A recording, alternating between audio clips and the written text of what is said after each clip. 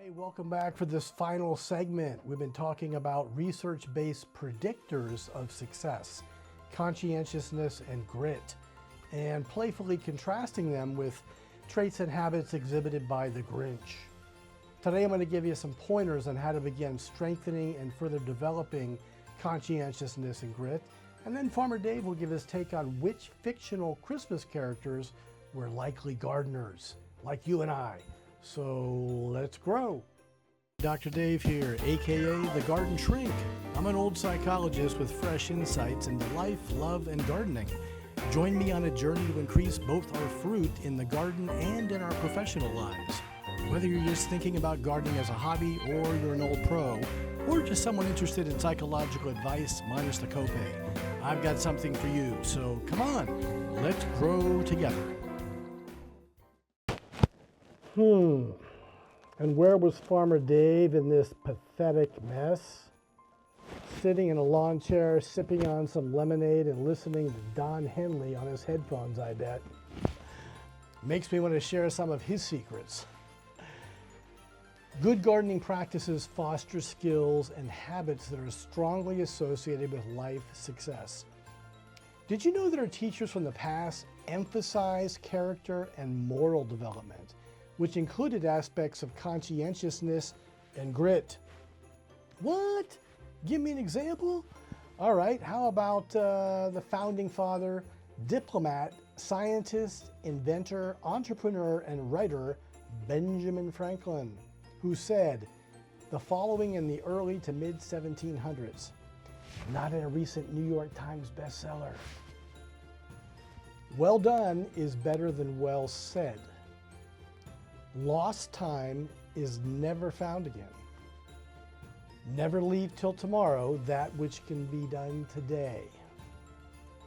Plow deep while sluggards sleep. Proverbs are powerful. They're worth reflecting and meditating on. I've compiled a list from Franklin that you can download from my webpage, gardenshrink.com, in the resource section. Here's a few more.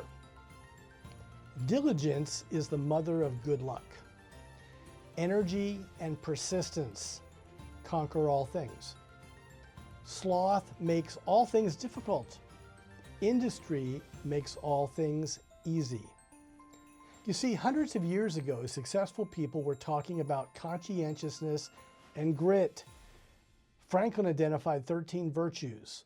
He picked one to work on each week and charted his progress daily.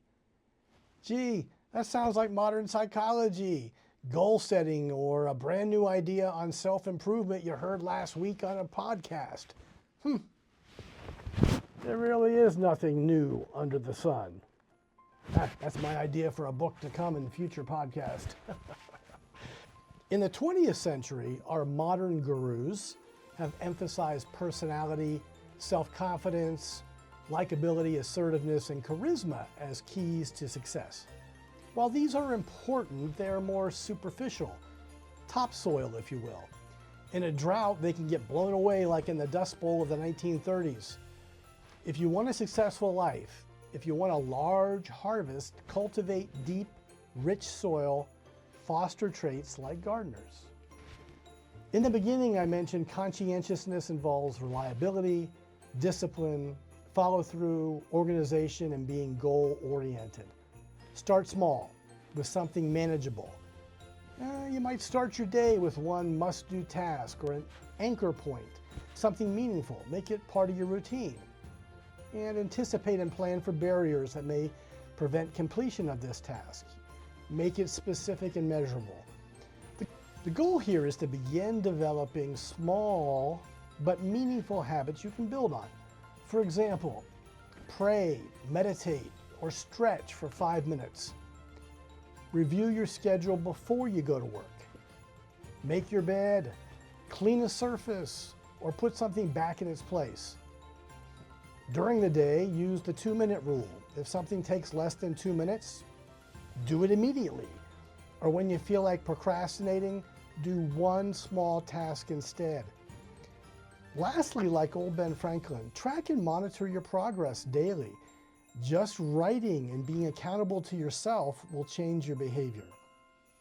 And for grit, to persevere with long-term goals in the face of obstacles, we need to be clear on why we are pursuing our goals. They need to reflect our values. We need to believe effort matters more than outcome. Understand that failure and frustration are part of the process. They're not inherent flaws in us. And we need to build an identity that reflects these values, like, I'm a person who finishes what I start. I'm a person who keeps going. What kind of person are you?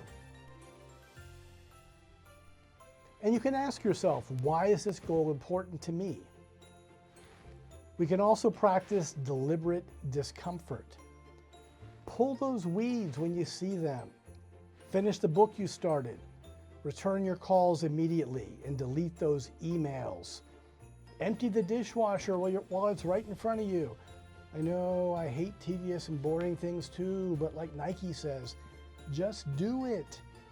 Don't let your feelings drive the bus. They will likely drive you over a cliff or into a ditch. Practice taking action based on your values. And remember, it's not intensity, it's continuity that counts. It's consistency. One more helpful exercise. At the end of the day, write down one thing you did that you didn't want to do. Practice that, instill that. I have a free resource on practical ideas for developing conscientiousness and grit on my website, gardenshrink.com, in the resource section. It's a great tool for thinking about the new year and things you want to accomplish going forward. And now, as I've promised, here's Farmer Dave and his insight into Christmas characters that are likely gardeners based on their Hollywood scripts. Yes, indeedy. Linus from Charlie Brown Christmas, propping up that sad-looking sapling they called a Christmas tree, took long-term vision to see it would be a good addition to the party. And using his blanket to prevent it from falling over? Genius. George Bailey from A Wonderful Life. He shows up consistently, sacrifices for others, which reflects his values, and does the hard work. But George didn't realize that even though he was stuck at the Bailey building alone, he really had a wonderful garden and family and friends and reputation and even a guardian angel. So yeah, he was a gardener.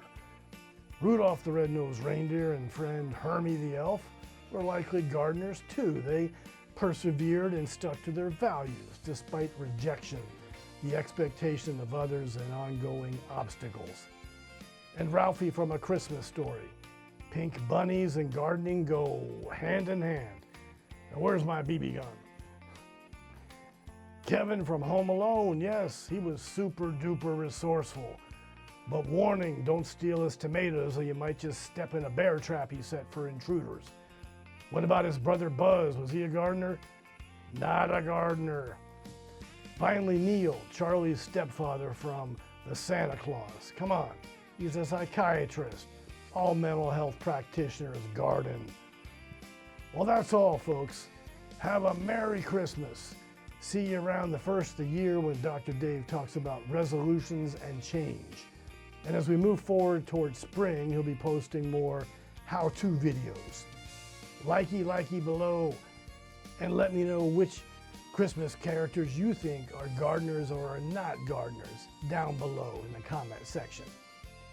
I'll leave you with a poem from William Edward Hickson from 1836, and this kind of reflects our discussion on grit and conscientiousness. If at first you don't succeed, try again. Then your course should appear. For if you will persevere, you will conquer. Never fear. Try again.